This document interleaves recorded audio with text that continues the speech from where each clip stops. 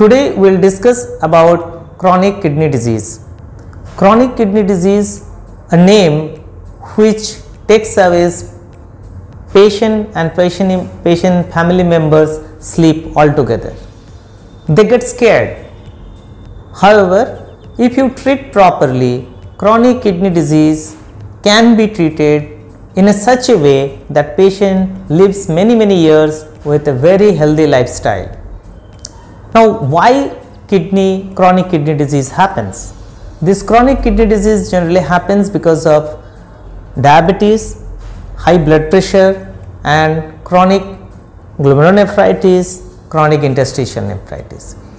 এই রোগগুলো যদি সঠিক সময়ে ধরা পড়ে এবং ঠিকমতো সুগার ব্লাড প্রেশার কন্ট্রোল করা যায় তাহলে ক্রনিক কিডনি ডিজিজ কিন্তু স্থিমিত অথবা স্টেবল অবস্থায় অনেক বছর থাকে।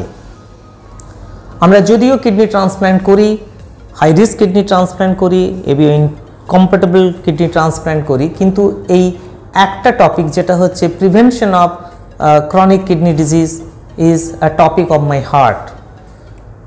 আমাদের অনেক পেশেন্ট আছেন যারা সুগার, প্রেশার, গ্লোমেরুলোনেফ্রাইটিস বা ইন্টারস্টিশিয়াল নেফ্রাইটিস নিয়েও কিন্তু সুস্থভাবে জীবনযাপন করছেন এবং তাদের ক্রিয়েটিনিন অনেক বছর ধরে স্টেবল থাকছে, ডায়ালিসিসের দরকার হচ্ছে না। এর জন্য বিশেষ কি দরকার? একটা হচ্ছে একজন ডাক্তারের আন্ডারে রোগীকে অনেক বছর থাকতে হবে, মেডিসিন এবং ডাক্তার চেঞ্জ যতটা সম্ভব না করাই ভালো, আর তার সাথে হচ্ছে ডায়েট কন্ট্রোল। বাড়ির লোককে প্রশিক্ষিত হতে হবে পেশেন্টকে কীভাবে ভালোভাবে সুস্থ রাখা যায় বাড়িতে। তা সত্ত্বেও যদি ক্রনিক কিডনি ডিজিজ এন্ড স্টেজে গিয়ে পৌঁছয় তাহলে কিন্তু ডায়ালিসিস এবং ট্রান্সপ্ল্যান্ট আছে। ডায়ালিসিস করলেই মানুষ মারা যাবেন এরকম একটা ভীতি মানুষের মধ্যে আছে, কিন্তু সেটা একদমই ঠিক না।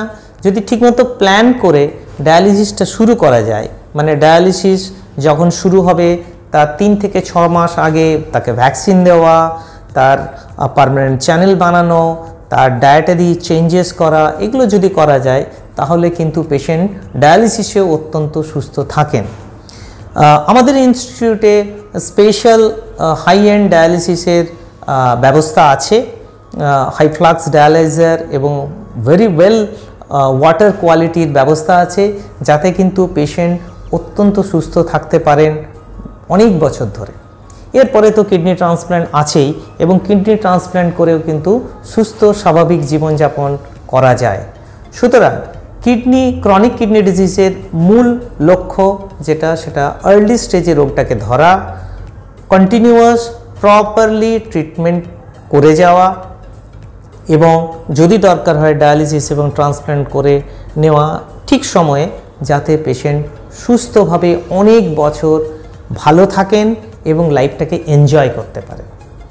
এইটুকুই বলে আজকে শেষ করছি। নমস্কার।